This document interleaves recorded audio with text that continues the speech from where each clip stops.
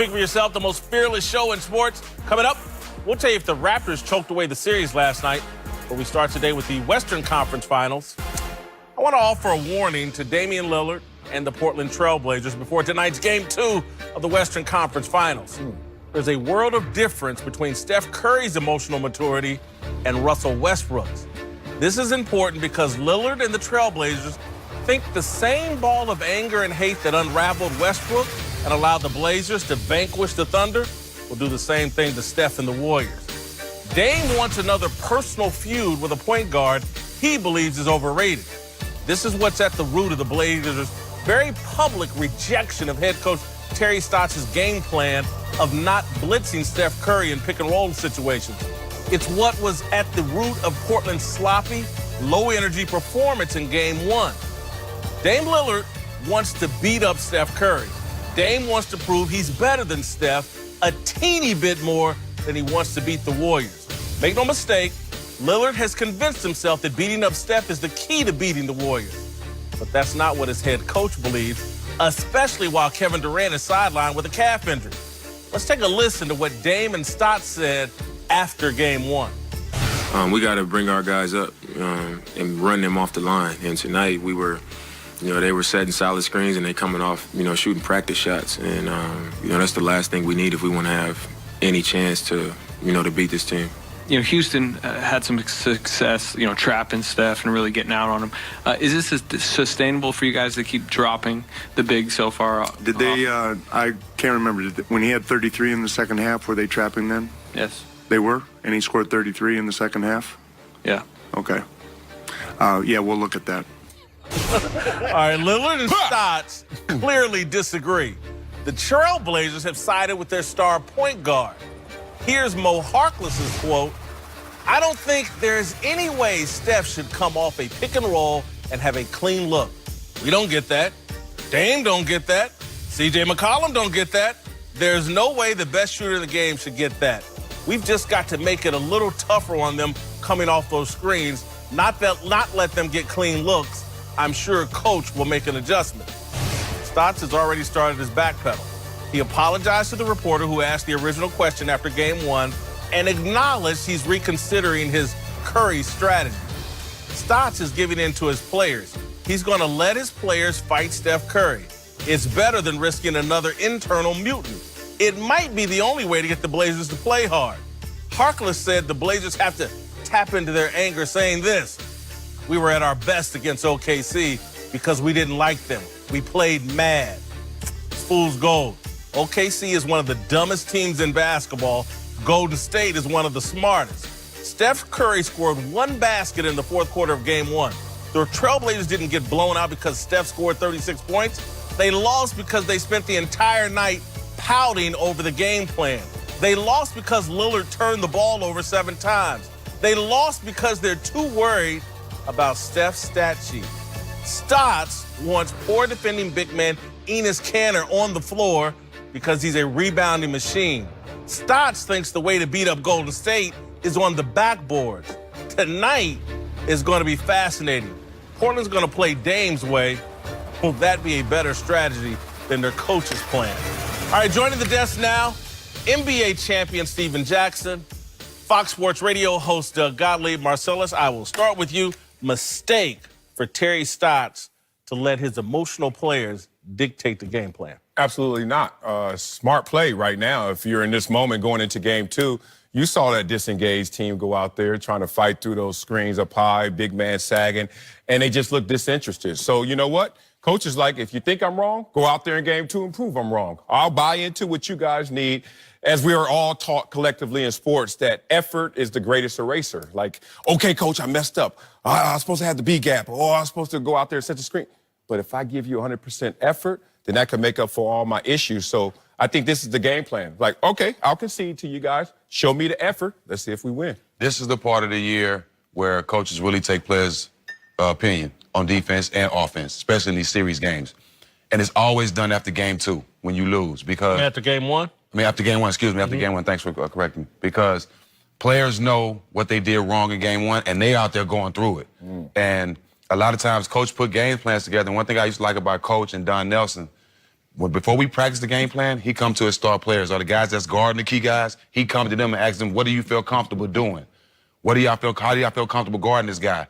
And their opinion matters because the coach can see a lot of stuff from the sideline, but actually being out there guarding these guys and being in those coverages, the players have to be comfortable with him. I love the fact that he's not just being a stubborn coach and saying we're going to do it my way or no way. I love the fact that he's taking the players' opinion and working with them on the game plan. But it's all for nothing. They still gonna lose. I don't care what they do, what game plan they come up with, who opinion they take. The outcome gonna be the same. I mean, look, Jax, you nailed it, right? I mean, like, no, both the start and the end. I mean, it's important that, yes, you have to take, and it feels like the Trailblazers players before the game said, this ain't gonna work. It looked like it too. Right? It looked like it ain't gonna work. And by the way, they're coming off of Game 7 in altitude. Okay, they had no gas in the tank. They don't turn the ball over like that, right? So I don't think they'll win that game regardless because of the short turnaround with only 1 day in between Game 7 and Game 1. What's the right strategy? I don't know because you got Enes Kanter who couldn't guard this chair that I'm sitting on, right? You want to double with Enes Kanter? There's a reason. Like, Terry Stotts is not an idiot. There's a reason that Enes Kanter is not their starting big guy. Right. Anthony Slater, who asked the question, he actually wrote an article before the series began saying, can Enes Kanter even play in this series because there's nowhere to hide him defensively, survive, right? It's a different matchup. Well, I think this actually is the best possible way to get the Portland Trailblazers to play above their level and play angry, play mad. Warriors play with joy. You got to play with anger, and hopefully you just get some superhuman effort from Damian Lillard. Is he not right, though? Is Stotts not? Steph Curry's 36 points didn't beat him. Listen, you're right. And Terry Stotts is right, but whatever the translation was, it did not go through to Damian Lillard because he looks like he's out of gas because of the Oklahoma City series. He was 3 of 17 in Game 7.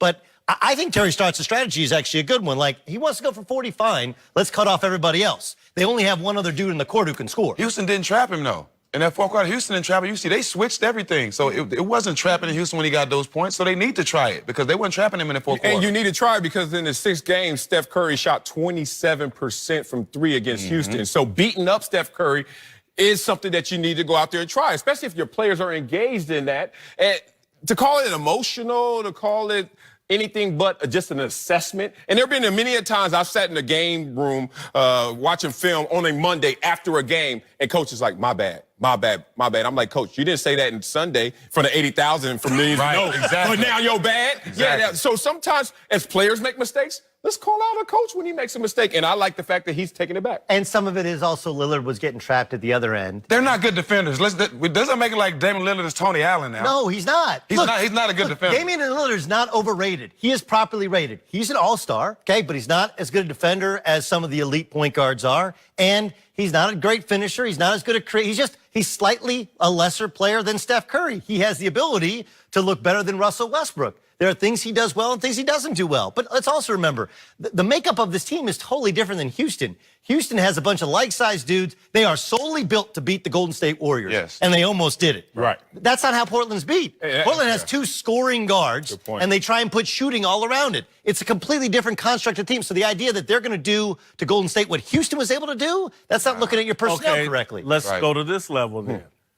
Is Dame Lillard too caught up in a personal battle with Steph Curry? Is that driving Portland? Is he caught up in a personal feud? No, not at all. I don't see any of that. This is not OKC. This is not Westbrook who called out Dame Lillard before. So that's why it got personal. You talk about me begging to get in the All-Star game. Oh, we got smoke. You talk about Steph and you talk about Dame. That's respect. They talk to each other after the games, everything. What he's saying is, look, and I know what we're doing. We're marrying the fact that, one is a properly rated superstar and another guy is starving for that same attention. But he's talking about an assessment, X's and O's. He's talking about on the court. Let's try. You don't think? Let's try what worked against him You just don't in the think last Dame years. Lillard He wants to beat everybody. doesn't have a little doll of Steph Curry right now? He's obsessed with Look at that him. light skin. Playing in the Western Conference as a point guard, if you don't have a chip on your shoulder, you're gonna slide right to the bottom of the Western Conference. He should have a chip on his shoulder. And when he plays like that, he plays well. Look how he did Russ. He destroys guys. You have to You take don't that think it can get too personal, though? It can get too personal, but not in the playoffs. Regular season, maybe. You have to have that chip on the shoulder in the playoffs. You have to have that kill mentality in the playoffs against everybody. He's approaching it right. Hey, are you guys familiar? Damian Lillard's from Oakland. Yes. Brookfield. Yeah. Jerome Bettis is from Detroit, too, and Ryan Fitzpatrick went to Harvard. But honestly, I actually think that kind of plays into it. Like, look, you're playing for my team in my town, and they love you and cheer for you more than they cheer for me. Yeah. I do think this is very much personal, and it's a hard balance, right? He has to carry this team, and he has to play angry, but you can't play too angry. Right. I kind of agree with you, Jace, that you can't make it. Look, You can't play too angry. I'm a teacher Against that. Steph You and can't play Golden too- State. When I play too angry, it hurt me. Okay, It hurt you me. can. Okay. But hold on. Yeah. Some people You know can't, why some it's people okay? can't. There's a magic kind of level there, right? It's a balancing act because if it's too personal, then you're not On your disciplined. focus, right. You're not disciplined. Guess what? And 7 turnovers. Okay, 7 turnovers. Now, his first game having 7 turnovers. What you did see is his discipline to the game plan, which I know was killing him. If it was too personal, I would have bucked the game plan and got after him. Look, a little bit. So when they're setting that high ball screen, you can't just let him keep going over the top. He goes over one way, he can't come back, and that's where Lillard kind of got exposed. Yes, you have a guy sitting down there and help. You don't have to get screened 50 times up there. Just make it one time and don't let him. So he wasn't actually as disciplined to the game plan. He didn't stay attached like he should have. And I think it frustrated him because normally when you go over the top, there's a trap. Meanwhile, at the other end, they're taking the ball out of his hands and his own teammates couldn't make plays. And I think he played a little bit too angry, a little bit too frustrated, and they're blaming the game plan. And Terry Stotts is doing what good coaches do. He's like, hey, that's my bad. Let's try and figure something out. But he knows he's got a bad matchup. He probably forgot the Warriors was that good. Maybe they forgot how good the Warriors were. But Marcellus, Yeah. I